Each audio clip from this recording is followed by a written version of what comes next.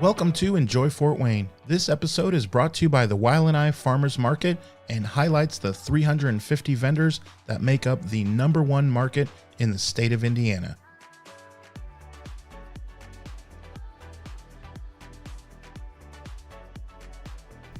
Mary Brames, and I own Eliza B's Bakery.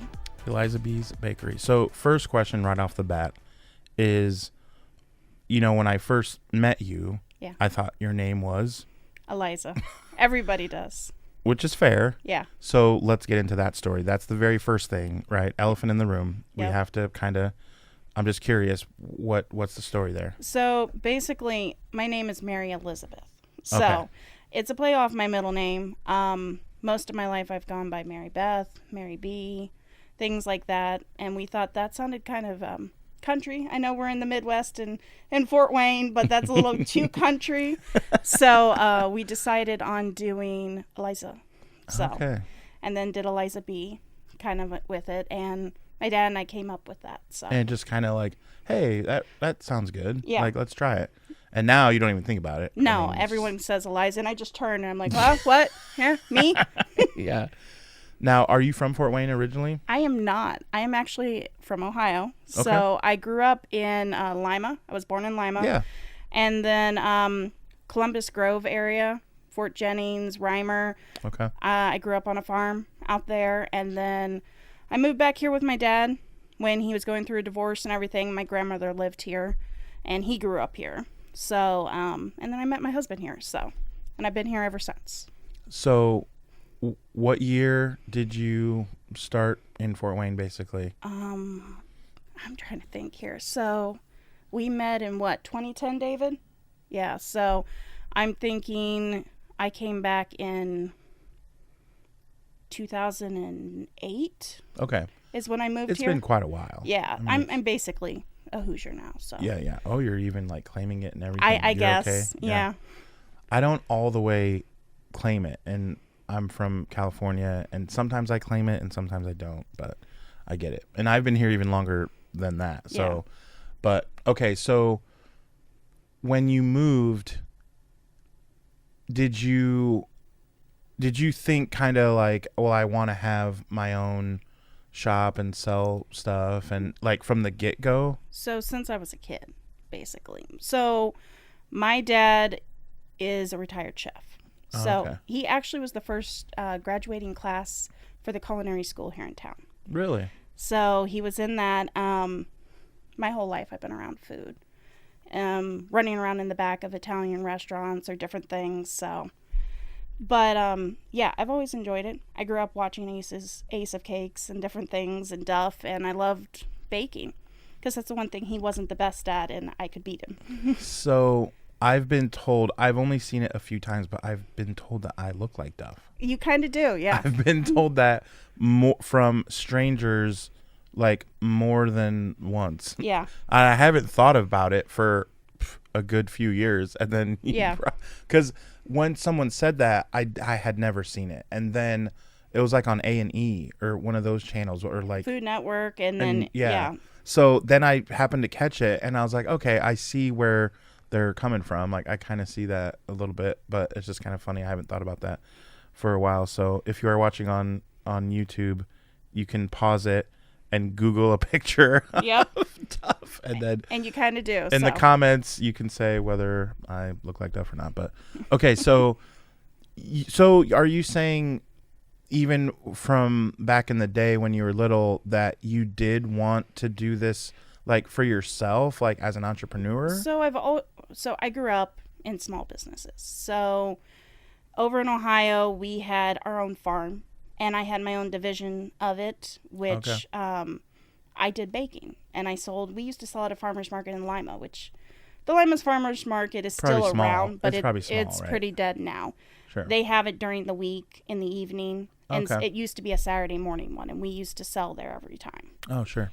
My stepbrothers, and me, and my dad, and my stepmom, we sold a bunch of different stuff. So, So I've always kind of had that. We owned a photography business when I was a kid. Like, I've been around small businesses most of my life. So you are kind of used to it. It wasn't that far-fetched for you to be able to do it, right? No, not really. Okay. But I never thought I would change careers into that. So Why is that? Well, so I have a long history of different things. So when we moved here, basically I started living my adult life and I got a real job because I was homeschooled. So while I was homeschooled, you know, we worked on the farm and different things. Sure. I never lived outside of doing much more than that. Yeah. Met my husband, got a job in finance, worked in a few different things, been manager for years doing that. And then one day I looked at my dad and, you know, he worked in restaurants most of his life. I said, I think I want to quit my job and get a job as a part-time bread baker. Wow. So What did he say? he said, are you fucking... And I'm like, maybe. Because you were doing pretty well. I mean... Well, David and I, we don't have any kids. And we got married young and we both had good career jobs. And we got ourselves kind of out of debt, you know. And we were trying to build a life together. And I was doing good. Why would you want to go and do a thing like that then? Is like... Yeah. Leaving, you know, a job where I had 2 or 3 weeks of vacation a week and a year and just health benefits to go work in the kitchen. So, wow. But I enjoyed it and I wanted to learn. So actually the first person that hired me with no experience other than working for myself and my dad was Brian, the owner of Ted's. So I worked at Ted's Beer Hall. I started as a part-time bread baker there. Okay. And pastry chef, and then worked up to the bakery manager and then being the kitchen manager. Okay. So, and I worked for him for a few years and then left and moved to a few different places, and then COVID hit and then I started working for myself. So let's go through that story. How did that, I mean, it doesn't just happen overnight where one day you don't have Eliza B's bakery and then one day you do. Right? Yeah. So, I was kind of doing it when I was at Ted's as well. I was going to the Southside Farmers Market and I was trying to find my niche, you know, because I'm one of those people, I want to try a little bit of everything. So, sure. I was trying to sell pound cakes originally. That's how I started. Okay. Was just selling pound cakes and scones, and it was okay. And then I was working Ted's, you know, when you're full-time in management in a restaurant, you don't have much of a life. Yeah. So I gave that up pretty quick. And then when I left Ted's and ended up leaving the other job I left Ted's for after a while, I was working part-time, and then COVID happened, and then basically my husband works for the post office, so he could kind of support us. So I started baking bread for family because people couldn't find things. And then I started thinking, I can make money doing this. So, and I ended up actually starting at the Fort Wayne Farmers Market. Okay. And I was there for 3 years. 3.5 years. And when was this? The summer session for them when they went out around the Ball Diamond in 2020. Okay. And I was with them until last year when I moved to YLNI. And I moved indoors with you guys in the winter of, I think, mid-January last year. Okay, I guess I thought it was longer. It's because I was at the other one, I think. So we were around for a while. Sure. Like, this is our 4th, going on our 5th year. Right. What can you say about Ashley and the YLNI Farmers Market? So you guys do a lot. Like, you do so much for us as a community and as a market. Like, I've had a hand in having to organize a market myself personally, and you guys are a great community. Like, I feel like here's an instance. Last year, February, we started in January, and by February, I had a car go through my garage. And that was a whole bunch last year of our life. And she was willing to work with me and understand and not hold me to certain standards that I sure. needed to be to. Because life happened. Yeah. Like, you guys actually are a great community for us as small businesses. You understand, even yourself, you're giving us the opportunity to come on here and show what our business is and to talk about it and to learn. These are things that I haven't had this opportunity up to this point. So, and it helps, especially even if you're someone so small and you're struggling, and if you're not many people have the opportunity like I do where I can be doing this full time, and you're working part-time and trying to run a business full-time. Yeah. You need that. Yeah, no, that is awesome to hear. We hear those stories a lot, and every time it's like hearing it for the first time. It's awesome to have that impact, and we're glad that you feel that way. And I was just curious, on that. And again, I feel like from the summer, I mean, I know we're in the winter right now, but I know where your booth is a lot of the times behind the food trucks. Yep. Is that Bar? Yeah, we're on Bar there. On Bar. And I don't know why I feel like I've seen you multiple summers over there, but I guess technically it really hasn't. No, we change a lot sometimes, so it feels that way. Like, we'll go through phases of the booth, and all of our regulars know this by now. Like, right now, we're in the middle of changing the booth inside as well again. My dad was painting a case this weekend, so we're trying to roll out our ancient grains, but we have this tendency where we will phase things and change with the flow of the customers in the market. Oh, of course. So, speaking of that, I'm curious then, walk us through some of the items that you make and that you sell, and what are some of your best sellers? What are some of your favorites? Do you have any stories of like what is bombed that you thought would be amazing, you were excited for it, and then you're like, well, I got to eat 87 of these now? Yeah. Or like, tell us a little bit about that. Well, we have quite a few that are popular. Now, they're popular, and do we like them being popular? No, sometimes. Because being difficult to make? Oh, yes. Like, okay, now I got to know. Apple dumpling season is hell. They're really difficult to deal with and make, it's a lot of pie dough. Like, this year I had... so, like, October, you sell a lot? Oh, no, we normally start, like, September, sometimes into August, and we run them all the way. This year I think I ran them all the way till, like, the end of October, mid-November, and then we stopped. But it's making the pie dough. Like, I had my goddaughter's mother come over and help, our best friend. Mm-hmm. David, my mom, Dad. All hands on deck. My baker, like my little KitchenAid. We have the peeler for it. So, old school, like the crank peelers, but the KitchenAid does it. Oh, yeah. And it's a process. And everyone loves them. But the thing is, it's like, oh my Lord. And then that one is really popular. So seasonal. Bread-wise, probably right now, the ancient grain spelt is one of the most popular ones. Okay.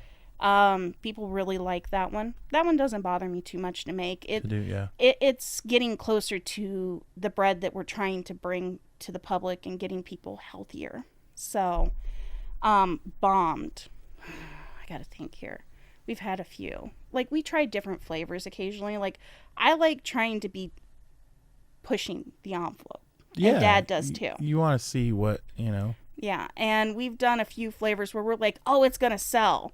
We did a, screwball whiskey. Yeah, peanut butter. Yeah. Peanut butter. We did a scone because we did our alcohol kind of based scones last spring when we were at the market. I had a screwball flavored scone where I did a dark chocolate scone with like chocolate chunks in it. And that sounds... I know. And peanut butter glaze with people screwball tried it and they're infused. just like, or I mean, it just didn't sell. And I tried to make it more visually appealing to people, but it's dark and it's chocolate, but it just didn't sell. And I'm like, come on, guys, it's peanut butter and chocolate. Let's make it work. Well, come on. But yeah, there's little things like that happen occasionally.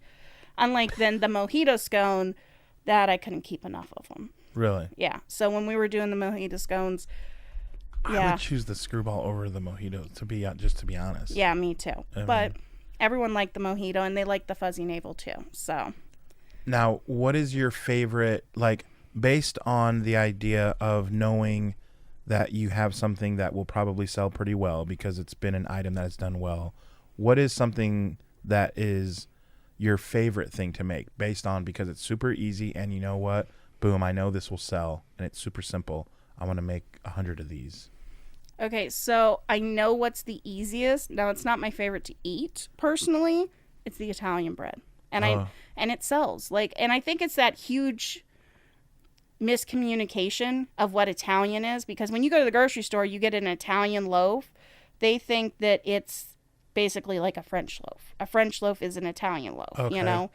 But ours is more like a structured, real Italian loaf, what it's supposed to be. Oh. And our French is a country French. So a lot of people will turn around and not buy that. So, but that's what I made for Loaves of Love, was our Italian loaf. I can mass produce that like bam, bam, bam after this. So it's the easiest for me to do. Okay. So yeah, that's good. And it always sells. So, and everyone, it's an easy loaf. If you don't know what kind of bread you want, you can eat an Italian loaf and be happy. Nice. Okay. So that's good to know. So tell us then real quick too, the spots that we can find you on. Like, can you do special orders? Yes. Of like, if they know they want to see you, obviously they know they can see you at the market. Obviously you're on this podcast, but for like special orders and things like that, what would you have someone do? So basically for special orders, they can DM us through Facebook or Instagram as well. Okay. We also have a website, which is elizabsbakery.com. Okay, awesome. You can go there. A lot of times I try to keep the inventory up to stock, but sometimes it goes sold out. The special events and stuff, if they need like, hey, I need 15 of these. There's a contact part on the page, so you can just contact me, and that sends me an email, and I'll get a hold of you on that. We also have our phone number. You can Google us. You can personally call me. I always pick up the phone, even if I don't want to sometimes, but I still do. But, you know, those are the easiest ways to get a hold of me. You can find us at the market on Saturdays, 9 to 1. We also have a storefront that we opened up after the accident happened. We converted our garage into a storefront where people can come in. I moved my kitchen upstairs because my dad built me a kitchen in the basement of the house originally. Wow. And then we moved it up, and so they can come in, and we have a pastry case there just like we do at the markets. They can come in and get stuff. Wow. So those hours are kind of fluctuating because of holidays and now winter, because we live out in the country outside of New Haven area. Okay. So basically always Google us and check. Okay. Yeah. So that's awesome. That's good to know. So a couple more questions that I want to ask you are more geared towards Fort Wayne. I know you just mentioned you're kind of outside, but basically you're in that area. It's the same. My husband and I lived in Fort Wayne mainly, so. Yeah. So you get it. And I want to ask you about what you have seen now that we're in 2024 over the last even, 5, 8, 10 years, the changes in Fort Wayne. What is one that you are kind of excited about, or like, I think it's really cool that we're doing XYZ? What is something about a change in Fort Wayne that you're happy about? I love how much we've built downtown.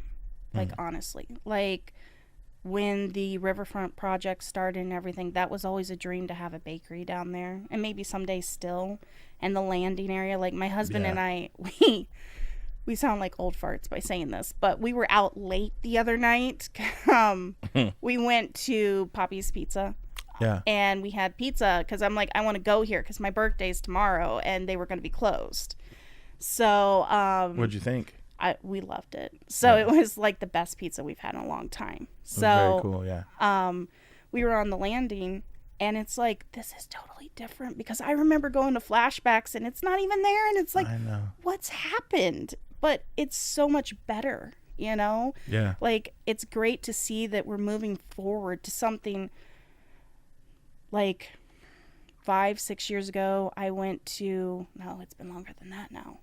We've been together. Sorry, I'm trying to do math in my head. That's not always a good thing for me. Math ain't mathin'. No, never with me. But it's probably been somewhere between 10 and 5 years. I can't remember. I went to San Francisco with my best friend on a vacation. And I wanted that here. And it feels like we're slowly getting there, you know? Yeah, no, I get it. I was born about 40 minutes from San Francisco. Yeah. And I love visiting, and just the big town feel is what I'm used to. So I love that. I kind of equate it to Chicago. The Landing, to me, is like Chicago. You're like, you're not in the same spot. You're like, what is this? This doesn't feel like Fort Wayne. Yeah. In a good way, you know? And so I definitely agree. Very cool. And it's still growing. We're still doing projects downtown, and with the different buildings they're doing and all that. So yeah, very cool. Okay, so one of the last questions I ask is, let's pretend that the mayor of Fort Wayne and New Haven, let's say, okay, for your situation, they come to you and say, we are building a sign that is going to go in the sky. The Fred Grody plane or something is going to parade it around, or we're going to put it on the tallest building, display it. It can say anything you want, but you're in charge. You get to say what the sign is going to say for all of the Fort Wayne and New Haven area to see. Okay. You're commissioned to write the sentence, the paragraph, the word, whatever you want. Well, I'm trained to make money, so basically my mind would instantly go to selling. But also the other part of me goes to people learning how to eat, you know, eat better is one big statement that I would think we need to, you know, like that's the thing. I want people to learn you can have better food. You can come to the farmer's market. You can buy fresh produce that's not got all these chemicals on it. You can buy bread that's made with ancient grains that haven't been killed with chemicals, you know. Right. And made with love. Yeah. Well, sometimes. We'll not get too far into that. Sometimes it's hatred. Sometimes. When my husband's in there, sometimes it's like, David, get out. So we need more love. Yeah. But, you know, it would be eat better. Eat better. I like that. So. Very cool. Well, remember, every Saturday from 9 to 1, you can catch Eliza B at the YLNI Farmers Market. Thank you so much for coming on. We'll see you soon. Thanks. This podcast is brought to you by Coraggio Media. The show was edited by me and sponsored by the YLNI Farmers Market. Follow them on Facebook and Instagram for all the latest updates. We will see you next week, where we will be sure to show you how you can enjoy Fort Wayne.